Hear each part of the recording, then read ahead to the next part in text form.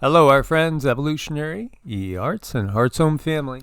Why, hello there. Welcome back.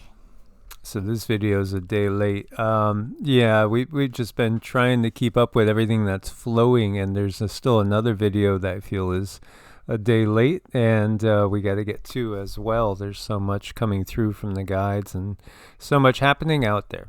There is, but somewhere in that chaotic mess, we have to find some trust that nothing is really late. It's really on time.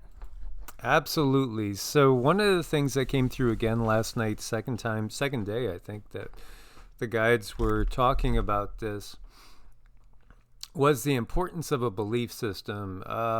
It is important to have a belief system. It kind of roots and grounds us, not only in this life, but when we move out of the body. Well, we're spiritual beings, and we can never forget that.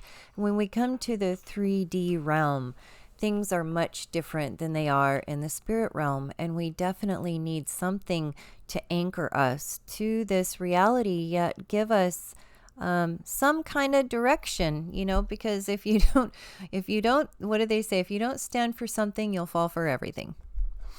Absolutely. And, so Yeshua was coming through, the mothers were coming through. For those that listen every day, that the group that we call the mothers, it's a very diverse group. You have both mothers as far as, we have, I think, 7 mothers in the group, if I remember completely right, as beings are coming and going all the time. But as far as like the guides that we work with on a regular daily basis and interact with just about every single day, Mother Mary, Mary Magdalene, we have Kuan Yin, we have White Buffalo Calf Woman, we have Ananda Mayi Ma, we have Aset Isis, Lakshmi, oh gosh, can't forget Lakshmi. They're all with us all the time. And again, they are from such apparently different backgrounds, but you got to realize ultimately, none of us originate really here on Earth. Earth is just a place we've been incarnating. And yet, the physical bodies that we are in when we're here, they are of the Earth. And so, this is our dual nature. This is our Shiva Shakti. This is our yin yang. This is the nature of existence itself, and the duality, but then yet the underlying oneness. What is something that we always are trying to accentuate is that these beings on the other side, they are without dogma. What is dogma? It's basically a structured set of beliefs in such a way that it can become hardened. It can also end up creating division through thinking that, well, there's only one way. There really is only one way, but that way is unique for every single person. That's the big reveal. Every one of us, again, is a unique aspect of Source. And really, it can boil down to it being as simply as be the best version of you. It can't get any simpler than that. Be the best version of you. And that's not going to be the exact same as me or Cindy or anybody. We're not going to be Yeshua. There's only one Yeshua. And that's okay. Yeshua can be the perfect example of what to strive for. So can Krishna, so can Radhe, so can Vishnu, so can Lakshmi, so can Mother Mary, so can Mary Magdalene, so can Kuan Yin. And again, each one of them has their own unique aspect. Buddha, you could strive to be like Buddha. You can try to be as much like Saint Germain as you want to be. You could take, again, the essence from any of these beings. Our beloved Ananda Mayi Ma, who is always close to us and has, personally worked on Cindy and myself, and Babaji as well. These beings are all amazing beings that are not owned by any system. They're not owned by any theology. They're not owned by any planet. And again, they're not even called the same things in different areas. And when we go beyond this particular veil, nobody truly really calls anybody by a name. Looking at them, labels are here for the 3D. Labels are not a bad thing. They help us experience that energy that we came here to experience. And these beings, obviously, they really inspired many, many, many other beings. So somebody took the time to study them, to document them, so that they knew, well, how did they do things? But this is many, many lifetimes, over and over and over, working on their essence, whether it be human or a different planet, a different being, and understanding the greatest potential that being has to offer, and then entraining that into their energy field. And ultimately, I hope I use the right vocabulary words, but these guys are what you might call at the top of the evolutionary food chain. They have gone as far as they could personally go, but they are not the only way. There's many other beings, because we all resonate with different things, different energies, different ideas. And the whole thing is, all rivers lead to the same ocean. So we can create our own river, we can create our own path, document that, but we have so much. The word inspiration, that means in spirit. So when you go within, there could be one of these beings that show up, and maybe they want to guide you, but they don't want you to be them. They want to see just as much diversity as anyone else, because they understand that the importance of diversity of source. Source gave us this gift to be different, to be ourselves, to be one, to be beings in training, to have a world of our own. And again, each one of these beings, we could, each one of us, maybe view them in a slightly different light. Like if I was to just say one word for Yeshua, it might be love, and I might view Yeshua as the heart center. And Cindy might say, well, I view Yeshua as more the third eye, the Christos, the anointing, which really is the anointing of the third eye, but you have to have an opened up heart center to connect heaven with the earthly realm, as far as the 3 chakras above with the 3 chakras below. So there's so many different symbologies. I am the light of the world. Yeah, again, the I am is all of us. We're all I am. It's the big reveal again. It's so fascinating that, like, when we look at the fundamentalist viewpoint, there's mysteries. Oh, we just got to trust this is a mystery. That's a mystery. We have no explanation. God knows. We don't have to know. No, there really is no mysteries in that sense. We can all know. And the I am is self-realization. Realizing you. Who are you? Well, you're not the body. You're only in the body, operating it temporarily. You go out of the body every night.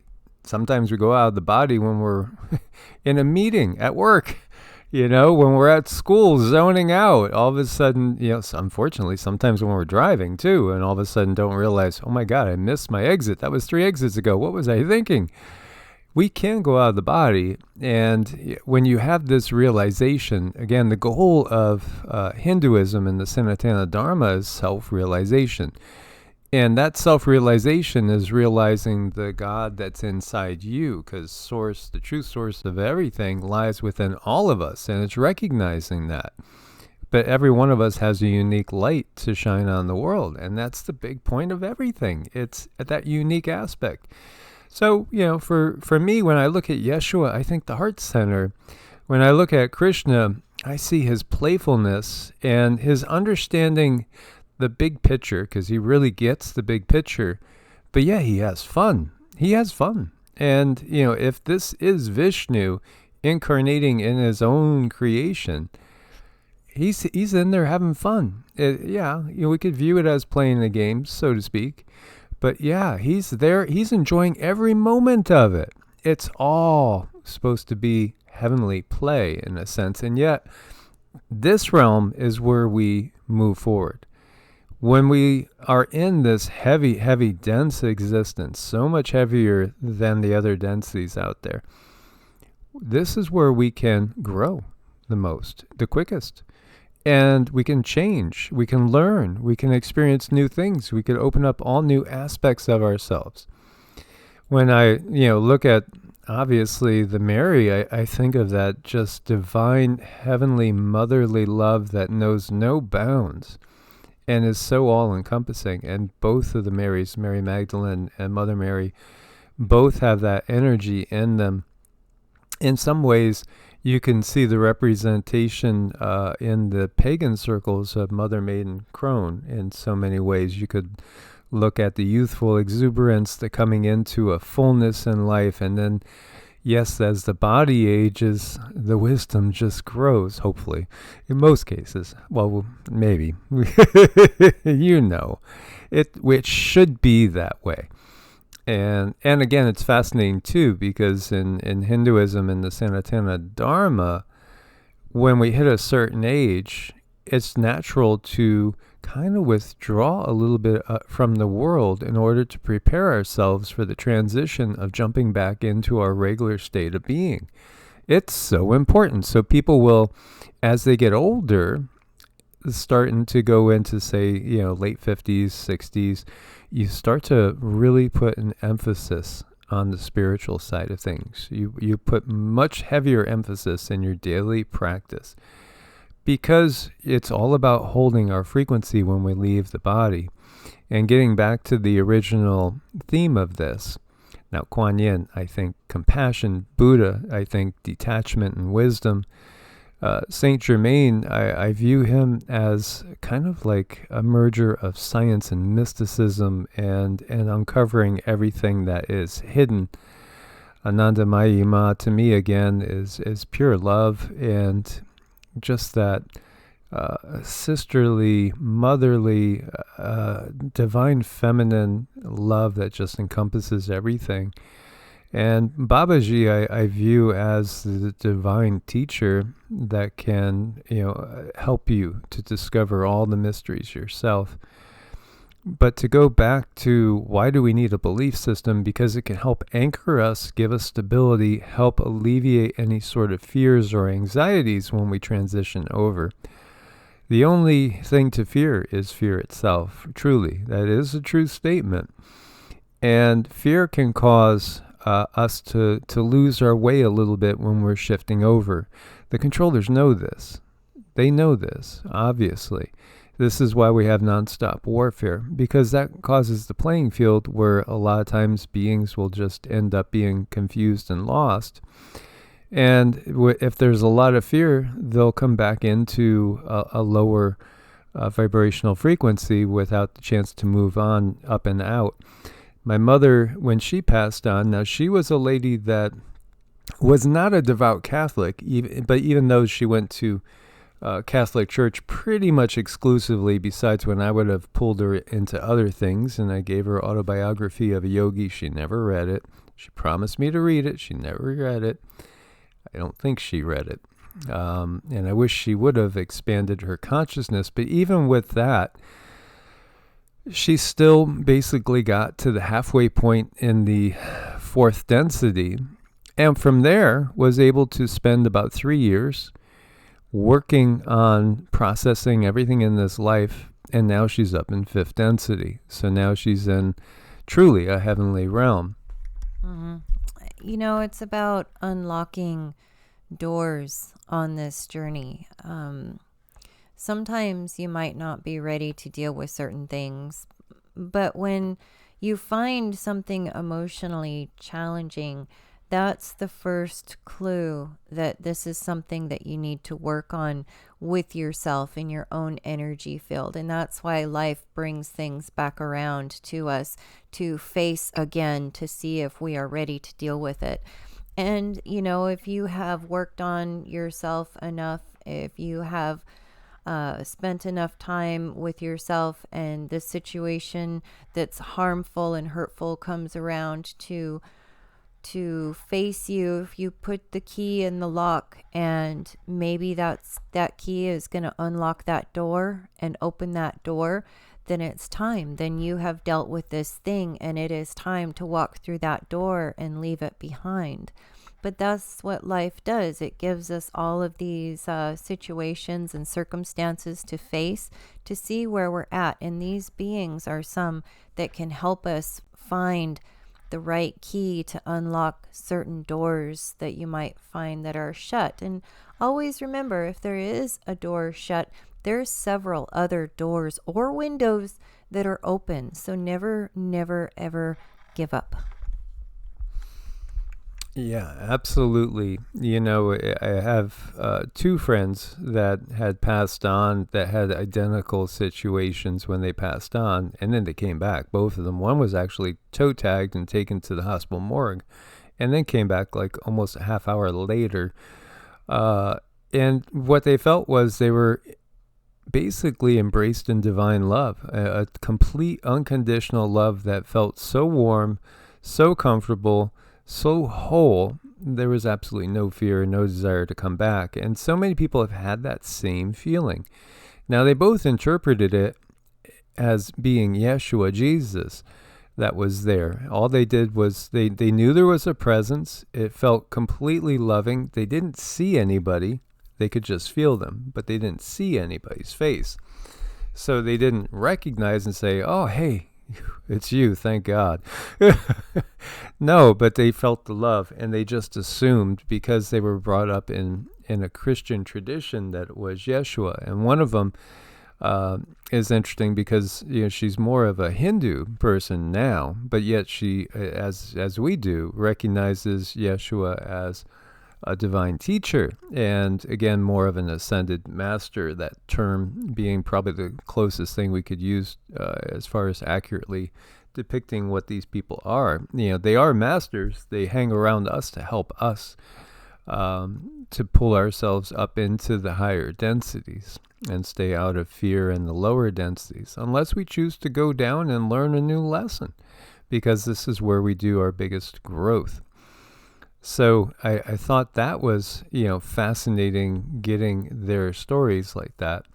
And then Florida, some of the best times I had were in kirtans, which were mostly populated by people that would have, and they did describe themselves as Hin, like Hin, Hindu Christians.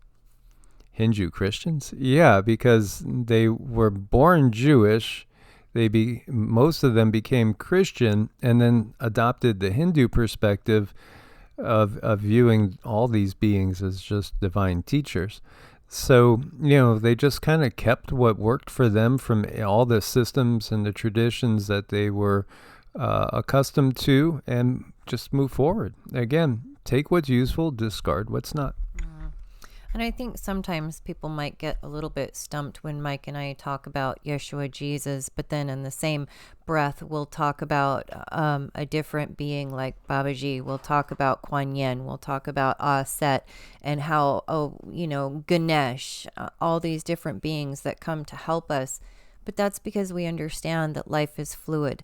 There's no way you can paint yourself in a box. You can, but we've understood, and I myself have walked through that paradigm and understood that that's not the only way. And no, I'm not going to burn in hell for eternity if I believe in another being. In fact, I'm supposed to keep my doors open. I'm supposed to keep a look around. I'm supposed to allow other people to inspire me, because that inspires growth in my own way, and that's okay.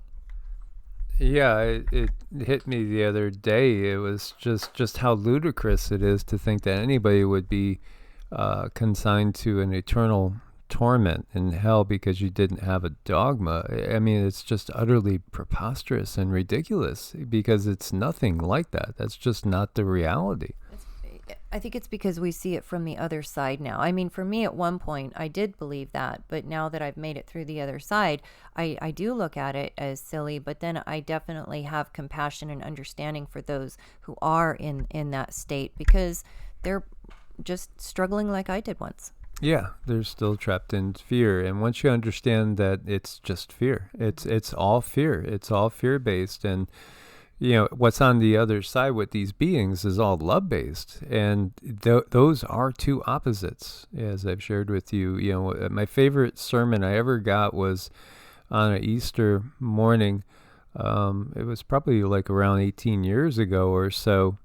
And it was beautiful because it was, this was also a church that, recognized different traditions and the worth and value in all different traditions and didn't take things literally. They understood the bigger picture. So, it wasn't dogmatic. But it was that, the opposite of love is not hate, it's fear. It's fear. Fear restricts. So once you understand that, fear contracts. Once you understand that, it just lifts the veil. And what we have on the other side is pure love. And still, unfortunately, we will see comments like, well, you better hope that you're right. No, we just know. There's no hope. We know. And again, this is the point of that Gnostic knowing. And no, we're not really Gnostic. No, we're not really anything. Again, like Cindy was saying, I like that term omnist, right? I do like the term omnist. And, you can sit here and say, well, 3D has all of these labels. Well, yeah, we do have labels because it helps us understand where we're at. We're supposed to have certain labels here in the 3D to give us mile markers and identifications, and so that we understand we signed up for this process, we signed up for this game, and it comes with tags sometimes, and that's okay. So we hope you guys got something from this. As always, may you be blessed by that true love that is Source, because Source is love. Everything else is just a temporary experience, and so there really isn't anything to fear. It's just a matter of we're going back home, and we've been on a little bit of a wild ride, but it's okay because we learned from it. Indeed. God bless and namaste. Namaste.